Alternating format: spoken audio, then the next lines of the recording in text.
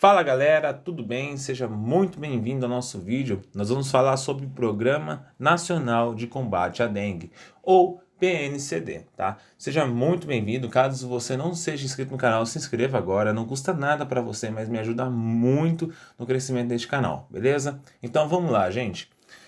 Vamos falar sobre esse programa, que ele é muito importante, tá? É um programa que foi feito nos anos 2000 e que a ideia mesmo é no combate à dengue, tá? Então vamos lá, para vocês entenderem todo o contexto, vou fundamentar, né, da melhor maneira possível esse programa, beleza? Então, o programa, ele no início, ele verificou que havia, o mosquito tinha uma preferência, tá? Podemos assim dizer. Então o mosquito, ele prefere, nesse início de pesquisa, que cidades diferentes. Então, como podemos assim dizer. Então, o programa elegeu essas cidades como prioridades do programa. Então, qual é a primeira prioridade do programa no início dele? As capitais de estado e suas regiões metropolitanas. Por quê? São regiões mais populosas. Depois, município com população igual ou superior a 50 mil habitantes. Também o mosquito aí tinha essa preferência. E também, como uma forma de prevenir outros tipos de situações da dengue, né, de novos casos de outros países, então também tem a prioridade no programa municípios receptivos à introdução de novos sorotipos de dengue, que é fronteiras, portuários, núcleos e turismo, etc. Então lugares que têm essas regiões que podem receber gente de fora também é prioridade do programa. Para vocês poderem entender por que essa preocupação. Quando eles fizeram as pesquisas para poder fazer o programa, então eles viram que cidades onde são capitais, cidades onde tem mais de 50 mil habitantes, tem mais casos de dengue, tá?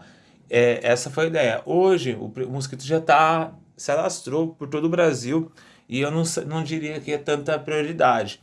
Hoje também nós temos 4 tipos de sorotipos de dengue, né? Que é o DEN1, DEN2, DEN3 e DEN4. Só que o que acontece? O DEN1 e o DEN2 já era circulado, já tinha circulação no Brasil, tá? E já andava com uma certa frequência no Brasil. Só que acontece?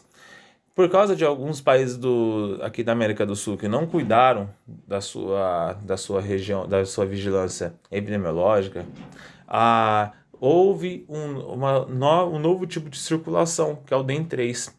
E quando há o DEN3, né? Porque quando você pega, por exemplo, o DEN1, você fica imune a esse tipo de dengue. Não pega. Então muita gente era imune ao DEN1 e DEN2. Aí vem o DEN3, começou a ter novos casos de dengue, tá? Então, é por isso que também as regiões de fronteiras, portuários e núcleos de turismo são regiões de prioridades do programa.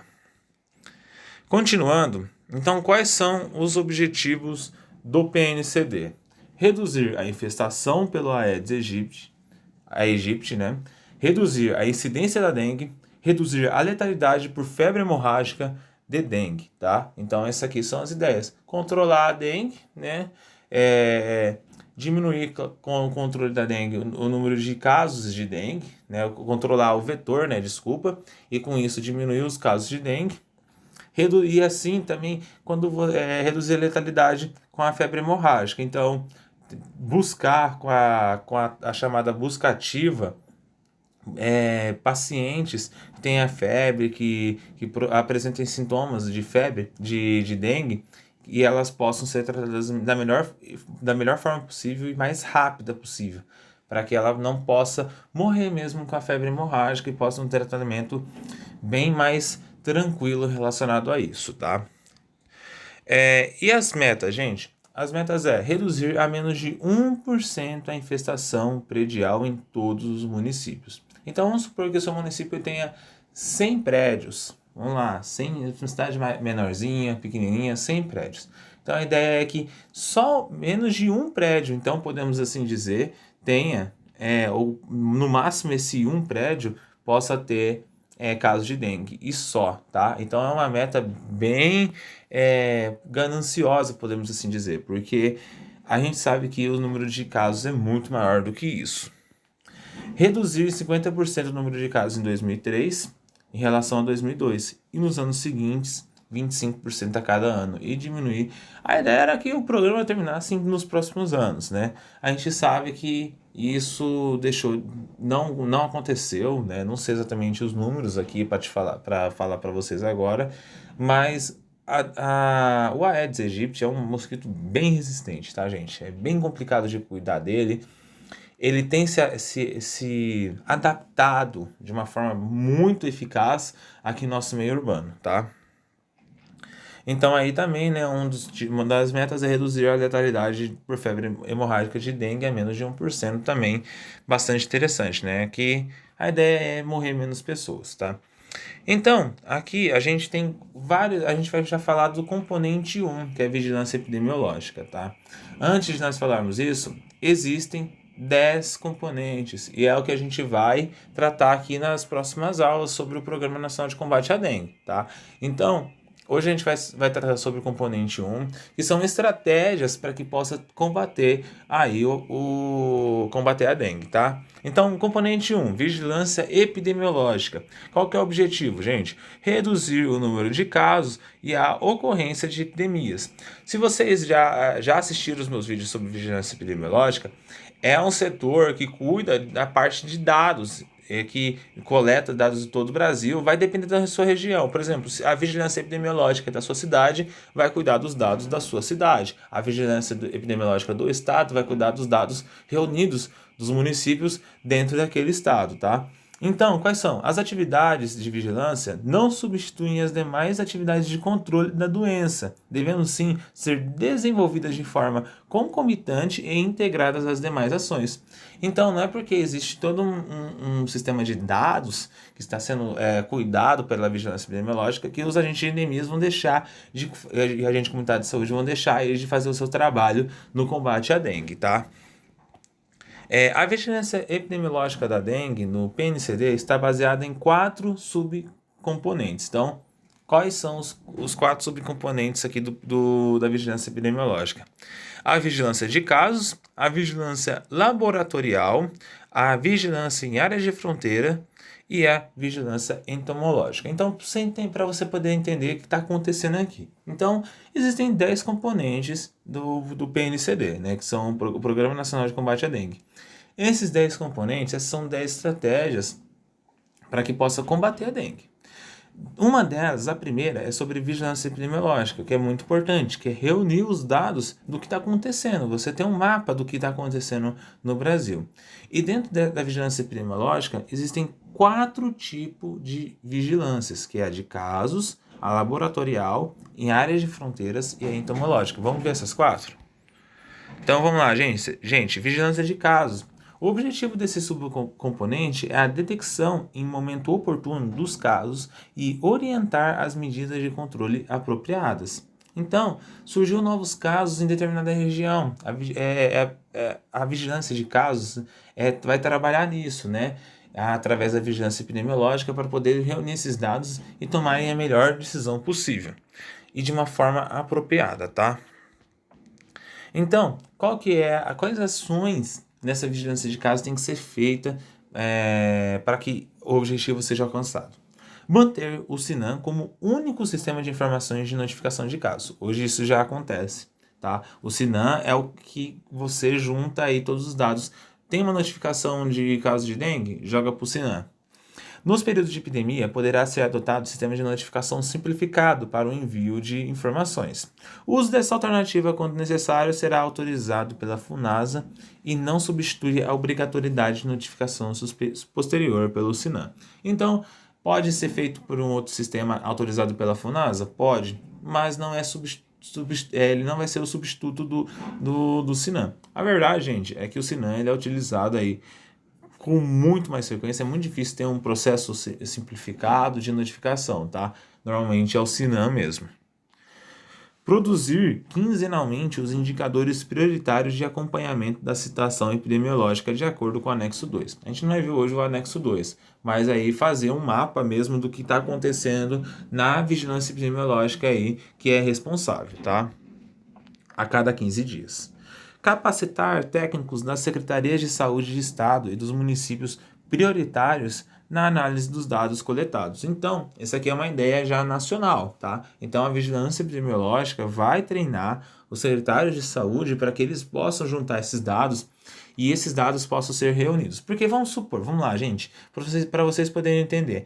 O Ministério da Saúde, por si só, não sabe dos dados. Quem manda os dados para ele, para juntar a vigilância epidemiológica? São os secretários de saúde. Eles que enviam essas informações que são reunidas, né, no banco de dados da vigilância epidemiológica e elas que vão formar o todo do Brasil, tá? Então, treinar os secretários para que eles possam enviar as informações de forma adequada é bastante importante, tá?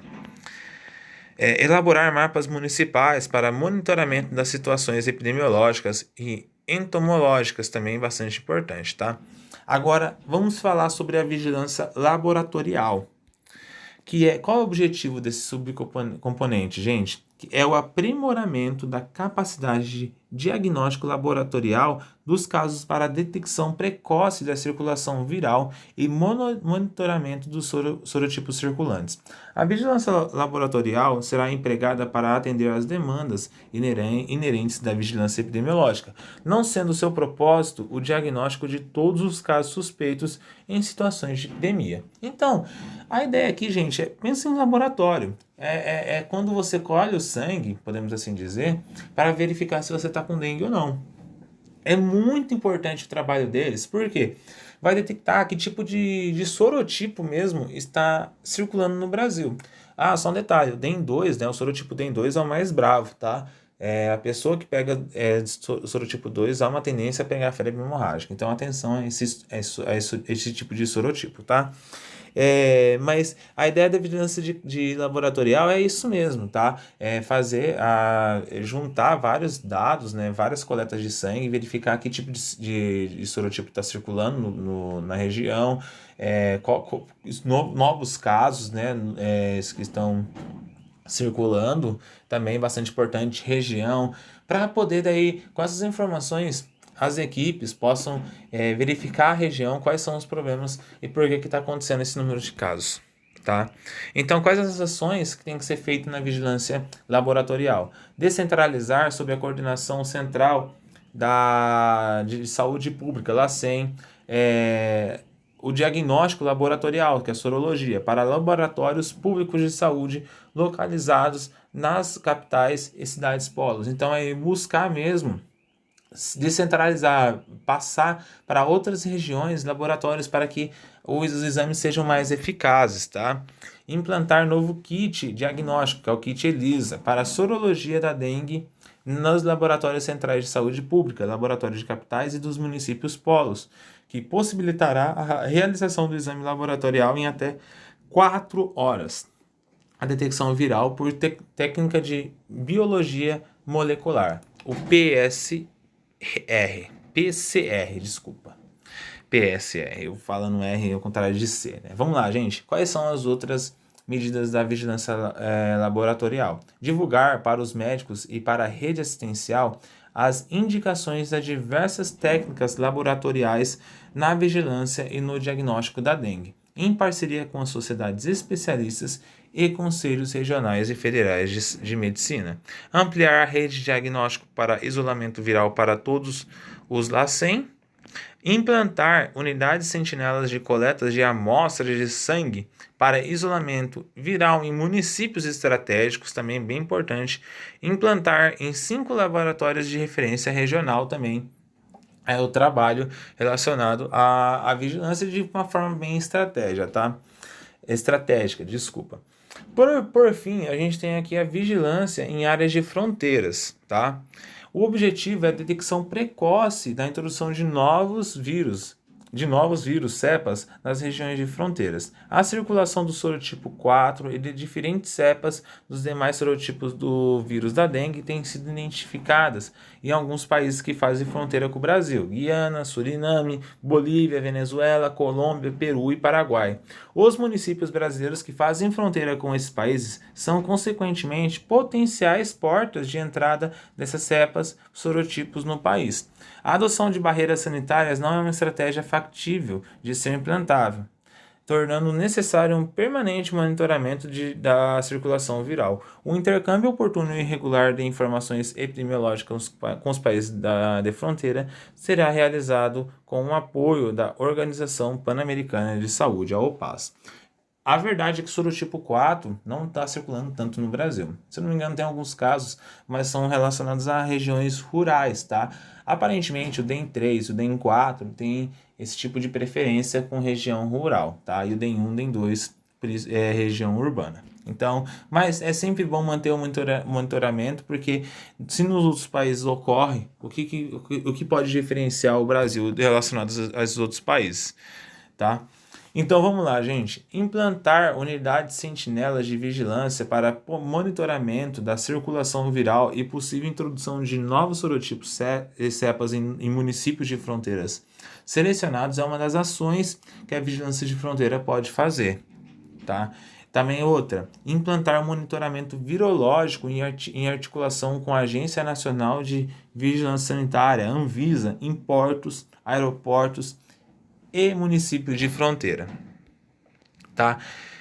E também nós temos aqui, gente, tava esquecendo, né, da vigilância entomológica, né? Qual que é o objetivo, né, gente, dessa vigilância? Esse subcomponente tem como objetivo principal o monitoramento dos índices de infestação por Aedes aegypti para subsidiar a execução das ações apropriadas de eliminação dos criadouros de mosquitos. Então a ideia é eliminar os criadouros de mosquitos. Vai pegar as informações, né, da vigilância epidemiológica e vai trabalhar na eliminação de criadouros. Então, quais são as ações que a vigilância entomológica tem que fazer? Realizar a alimentação diária do FAD e proceder à análise dos dados de vigilância e controle de vetores em todos os municípios, manter o sistema FAD como única fonte de informações vetoriais para a vigilância da dengue. A utilização de outros sistemas já existentes só será aceita após validação pela FUNASA, uma vez comprovada a sua compatibilidade com o FAD. Mas o FAD é o que é utilizado, tá? Realizar consolidação e análise dos indicadores de acompanhamento da situação entomológica em todos os estados para identificação de municípios de maior risco. Então, buscar aí, verificar quais municípios que podem trazer maior risco aí para dengue, tá? Implantar nova metodologia para realizar levantamento rápido de índices de infestação a ser implementado pela FUNASA nos municípios de maior risco. Tá? Então, a gente finalizou aqui a parte da vigilância entomológica, né? Espero que vocês tenham gostado desse vídeo. Gustavo, tô fazendo um concurso para agente comunitário de saúde e agente em endemias. Você tem algum material aí que você pode me ajudar? Eu tenho, tá? Eu tenho alguns materiais aqui, caso você tenha interesse, eu tenho meu e-mail e meu WhatsApp aqui para contato, tá? Fala se tem interesse, eu mando para você os valores, é bem tranquilo, mas eu já vou adiantar para você. São 100 questões de conhecimento específicos em PDF, comentadas e com gabarito. Tá? Esse material custa R$10. Eu também tenho mais material de português que, juntando as 100 questões de conhecimento específico mais as 500 questões de português, as duas por R$15. Ah, Gustavo, eu quero tudo que você tem aí, as apostilas teóricas também. Por os cargos que você tem? Eu tenho. Eu faço por R$20. Material aí de agente comunitário de saúde ou agente de endemias. Aí fica a seu critério, o seu interesse, tá? Aí eu mando as apostilas teóricas, as 500 questões de português e as 100 questões de conhecimento específico. É isso, galera. Muito obrigado pela sua atenção e até a próxima aula. Tchau, tchau.